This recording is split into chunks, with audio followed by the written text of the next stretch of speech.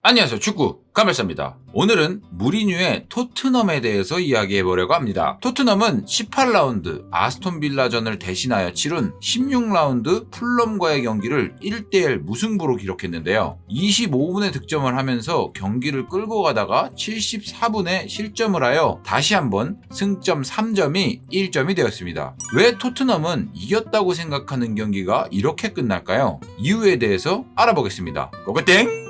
먼저 토트넘의 실점에 대해서 이야기해 보겠습니다. 토트넘 이번 시즌 전적을 보면 16실점을 기록하고 있죠. 토트넘의 실점 패턴을 보면 위험 지역에서 파울을 하여 프리킥이나 페널티킥을 허용하거나 코너킥, 뒷공간 패스로 인해 실점을 하였습니다. 하지만 여기서 중요한 건 시간인데요. 16골 중 70분 이후에 먹힌 골이 9골이나 되며 뉴캐슬, 웨스트햄, 크리스탈 팰리스, 울버햄튼, 풀럼전까지 이길 수 있는 경기였지만 실점을 하여 무승부가 됐고, 리버풀전은 무승부가 될 수 있었지만 지고 말았습니다. 토트넘의 무리뉴 감독은 두 줄 수비를 사용합니다. 흔히 말해 플랫 4-4-2 형태라고 말하죠. 두 줄 수비는 선수들 간의 간격을 유지하여 함께 정지하고 함께 움직이면서 하나가 되어 수비하는 것인데요. 두 줄 수비의 장점은 박스 안에 많은 숫자를 배치하면서 단단한 수비를 할 수 있습니다. 심지어 10백까지 만들면서 말이죠. 그리고 다 같이 간격을 유지하여 움직이기 때문에 측면에서 수비할 때 수적 우위를 가져갈 수 있는데요. 옆에 동료 선수가 빠른 커버가 가능하니까요. 이 전술을 바탕으로 무리뉴 감독은 우승을 하면서 많은 트로피를 받았습니다. 지금 토트넘의 전술이기도 하죠. 주변에서 큰 성과를 얻었던 사람을 보면 성과를 얻을 때까지 했던 결정적인 행동을 지속적으로 하거나 상대에게 추천하는 경우가 있죠. 무리뉴 감독도 두 줄 수비를 이용해 최소 실점으로 우승하기도 했고 트로피를 가져갔기 때문에 기반을 두는 것이라고 생각합니다. 그럼에도 불구하고 왜 70분 이후에 실점을 할까요? 정말 수비적으로 경기를 해서일까요? 아니면 정말 손낙골인가요? 두 줄 수비의 단점을 보겠습니다. 최대 단점은 선수 간의 간격 유지를 실패하면 공간을 만든다는 것입니다. 선수 사이의 공간일 수도 있고 빈 공간이 될 수도 있죠. 앞서 말했듯 두 줄 수비는 함께 움직여야 하기 때문에 공간에 취약할 수밖에 없습니다. 중원에서 역습하거나 올라서서 수비를 한다면 3선, 2선 간의 간격이 벌어져 상대 선수에게 공간을 많이 내주기 때문에 수비 라인은 어쩔 수 없이 라인을 올릴 수밖에 없죠. 측면에서 수비한다면 압박하는 선수를 커버하면서 간격을 유지해야 되기 때문에 반대편에 있는 상대 선수는 자유로운 상태가 될 수밖에 없습니다. 레스터전 두 번째 실점 장면을 보겠습니다. 메디슨이 전방으로 올라가는 올브라이턴에게 패스를 합니다. 계속해서 볼을 치고 가는데 중원에는 시소코가 바디를 마킹하고 있고 토트넘 센터백은 왼쪽으로 치우친 것을 할 수 있습니다. 올브라이턴이 아무 견제 없이 토트넘 진영으로 넘어왔고 침투하는 바디에게 센터링을 올립니다. 바디는 뒷공간으로 들어가면서 헤딩을 하여 토비의 자책골을 만들어냅니다. 전방에 올라가 있던 오리의 자리를 시소코가 적극적으로 커버했으면 어땠을까요? 풀럼전 실점 장면을 보겠습니다. 풀럼이 오른쪽에서 왼쪽으로 공격을 전환합니다. 중원을 거쳐 왼쪽으로 빠르게 패스를 하는데 토트넘은 한쪽으로 쏠려 있는 모습입니다. 오리에는 빠르게 압박하려고 접근했지만 뒷공간이 생겼고 패스를 허용하면서 산체스가 커버하는 모습입니다. 산체스는 사이드에서 크로스를 허용하였고 풀럼에게 헤딩골을 먹히고 맙니다. 압박이 늦은 오리에를 인지하고 페널티 박스 안쪽으로 들어가 오리에를 커버해주면서 사이드에서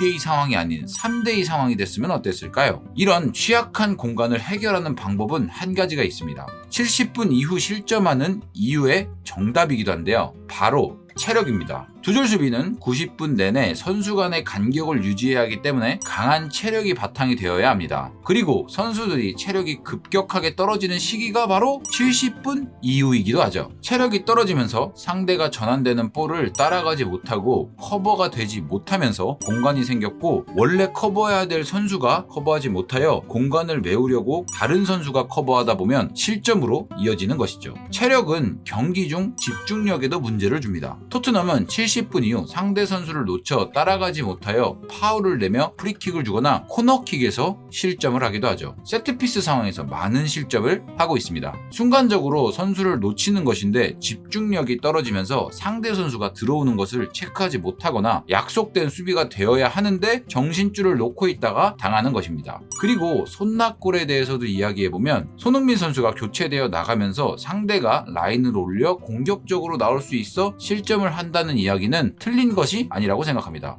하지만 플랫 4-4-2 수비, 즉 두 줄 수비의 근본적인 움직임을 보면 사이드로 공격이 올 때 왼쪽 미드필더가 위험 지역을 막으러 압박을 하고 왼쪽 중앙 미드필더가 커버하는 움직임입니다. 공이 빠르게 넘어온다면 왼쪽 풀백이 먼저 압박을 하고 벌어진 간격을 왼쪽 미드필더가 채워줍니다. 손흥민 선수는 빠른 스피드로 후반 90분까지 스프린트를 하는 체력을 가지고 있기 때문에 먼저 압박을 가거나 풀백을 커버하는 모습을 경기 끝날 때까지 보여줍니다. 하지만 교체되어 들어오는 선수들은 손흥민 선수같이 빠르게 압박하거나 수비적으로 커버하는 모습이 떨어지기 때문에 왼쪽 풀백에게 수비적인 부담을 주면서 위험 지역에서 파울을 하여 상대에게 프리킥 찬스를 주거나 풀백 자리를 미드필더가 아닌 센터백이 커버하게 되면서 중앙에 공간이 생기게 되고 상대에게 실점하게 되는 것입니다. 그래서 손낙골은 공격적인 부분도 있지만 수비적인 측면이 더욱 크다고 생각합니다. 무리뉴 감독이 한 골을 넣고 수비적인 플레이를 하는 것은 당연하죠. 그렇게 트로피를 쌓았기 때문입니다. 물론 경기 보는 사람은 TV를 끄고 자고 싶지만 말이죠. 70분 이후에 수비적인 플레이로 실점을 했다로 이야기하기보다는 90분까지 두 줄 수비의 간격과 집중력을 유지하지 못하는 체력 때문에 실점을 했다고 이야기하고 싶습니다. 무리뉴 감독의 토트넘이 좋은 성적으로 시즌을 마무리하려면 강인한 체력이 바탕이 되어야 될 것 같네요. 오늘 영상은 여기까지고요. 시청해주셔서 감사드립니다.